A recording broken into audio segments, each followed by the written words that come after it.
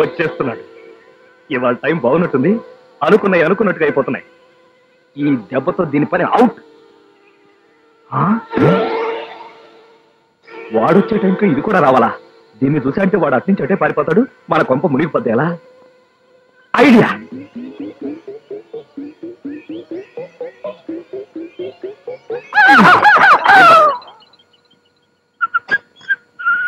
Post.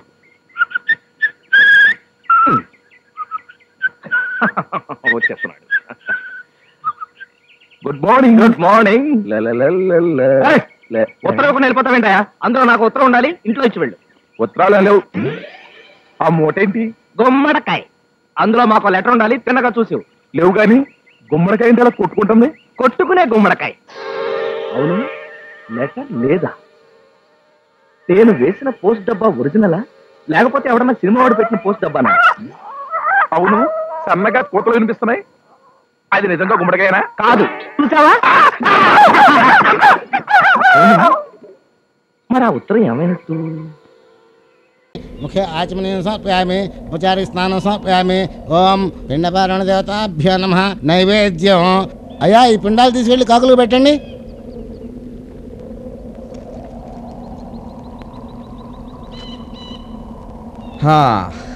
పంతులు గారు, తతంగం బాగా పూర్తి చేశారు. మీరు దక్షిణం తీసుకుంటే నాకు తృప్తిగా ఉంటుంది. అయ్యా, పిండాలు కాకులు తింటేనే కానీ తతంగం పూర్తి కాదు. పూర్తి అయితేనే కానీ ఈ దక్షిణ తీసుకోవడం ధర్మం కాదు. ఒరేయ్, ఆ కాకుల్ని పిలవండిరా.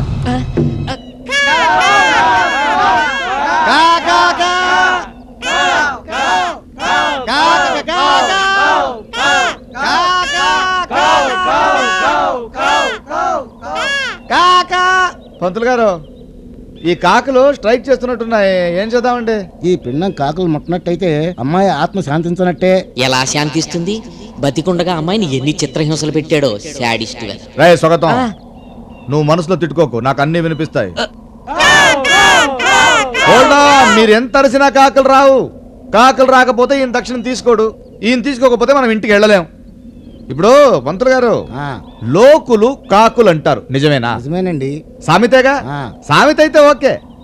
సహృదయల్లారా, మీరందరూ నాకు మేలు కోరేవాళ్ళు. మీరు నాకు లోకులు, కాకులు కావాల్సిన వాళ్ళు. సో ఆ కాకులకు బదులుగా మీరే ఈ పిండం తినండి. మీరు ఈ దక్షిణం పెట్టుకోండి, నేను వస్తాను.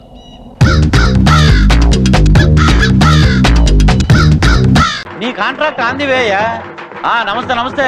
ఎరా, మళ్ళీ ఎలక్షన్స్ వస్తున్నాయా? ఏంటి రోయ్, ఈ మధ్య పేపర్ కూడా చదువుతున్నావా? కాదురా. అలాగే లేవయ్యా. ఏమండి ఎమ్మెల్యే గారు, ఏంటి ఈ మధ్యన రావడం మానేశారు? నీ దగ్గరిగా, నియోజకవర్గానిగా? నా దగ్గరికి. అందివే, ఒకప్పుడు నేను నీ రెగ్యులర్ కస్టమర్నే కాదన్ను. ఇప్పుడు ఏదో ప్రజాసేవ చేసుకుంటున్నానే, నన్ను వదిలే. నమస్తే ఎమ్మెల్యే గారు, బాగున్నావా? మీరులా మా ఏరియాకి రిచ్చాలా రావడం మాకు చాలా బాధగా ఉంది. ఆ కితకితలే వద్దనేది. క్రితం సార్ వచ్చినప్పుడు కారులో వచ్చావా? వెళ్ళేటప్పుడు ఏమైంది? కారులోనే ఉంది, ఇంజిన్ దొబ్బేశారు. నీకు పుణ్యం ఉంటదరా, ఇంజిన్ ఇచ్చేసారా బాబు?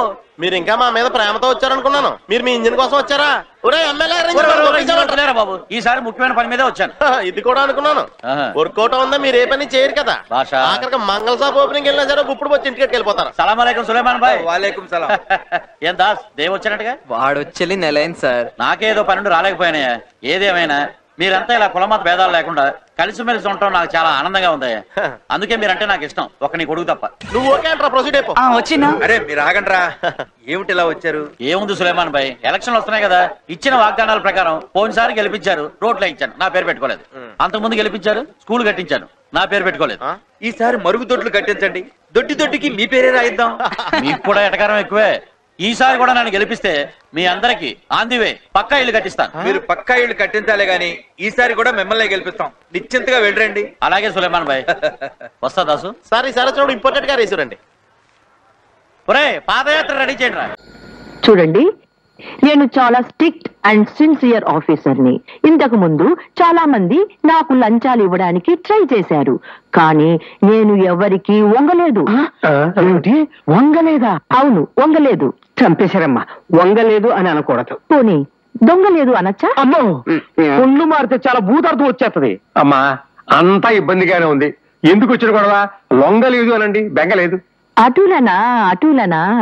నేను ఇంతకు ముందు పని చేసిన చోటున నా తెలుగు తప్పని ఎవరూ చెప్పలేదు. అందుకే మిమ్మల్ని చూస్తుంటే నాకు గర్భం వస్తుంది. ఊరికే చూస్తుంటేనే గర్భం వచ్చేస్తుందా? కదా ఆవిడ ఉద్దేశం గర్వం వస్తుందని. ఓ, నేను గర్భము అన్నాను, మీరు గర్వము అంటున్నారు. రెండిటికి తేడా ఏమిటి? ఉంది తల్లి. గర్వం అనేది ఆడమగ తేడా లేకుండా ఎవరికైనా వస్తుంది.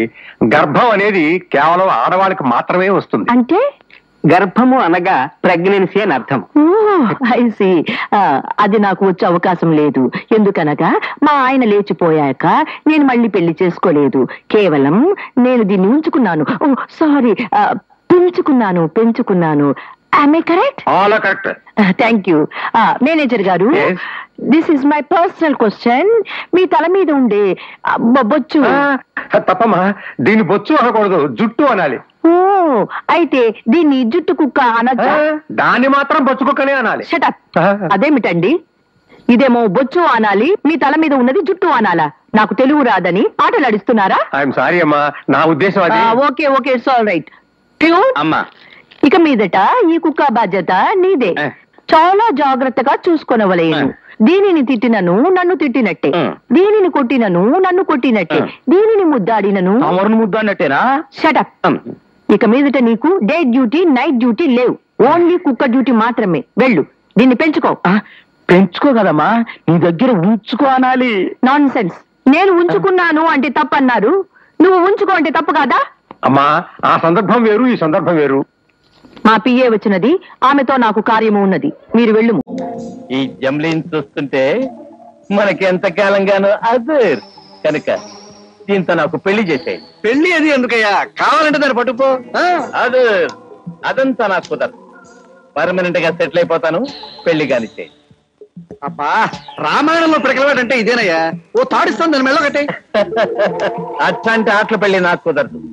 మండపం, మంత్రాలు చదివే పంతుళ్ళు, ముత్తైదువులు, సన్నాయి మేళాలు అన్నీ ఉండాలి. మా పెళ్లి అలా జరగలేదయ్యా బాబు. అందుకే మీ పిల్లలు ముందుగా చచ్చారు.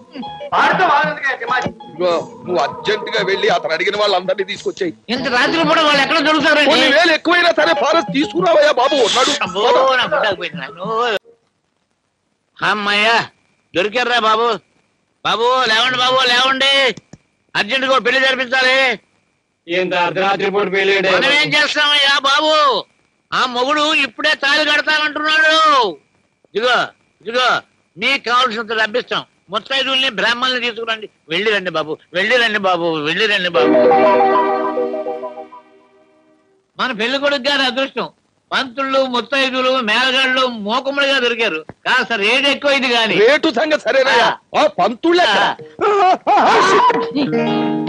వెధవది కంగారు పడకండో. బతుకున్న వాడి తుమ్ముకి పట్టింపు లేదట. రండి. వివాహ గృహంలో పాదపాపియామి అనంత దరిద్ర ప్రాప్తి తథాస్తు. అర్ధరాత్రి ముహూర్తం ఎవరో శాస్త్రి వస్తున్నాయిరా. వెధవది వాడేనేమిట్రా పెళ్లి కుమారుడు? గారు శవల్లాగా అలంకరించారు కదా. వాడి మొహంలో చావు కూడా దివ్యంగా కనపడుతుందో శాస్త్రి. వెధవది వీడి ముఖాన బాసికం కట్టి బుగ్గం చుక్క తగలటం. చుక్కలో పట్లను నేను కాదు పెళ్లి కొడుకుని. మరి వెధవది వాడెక్కడా?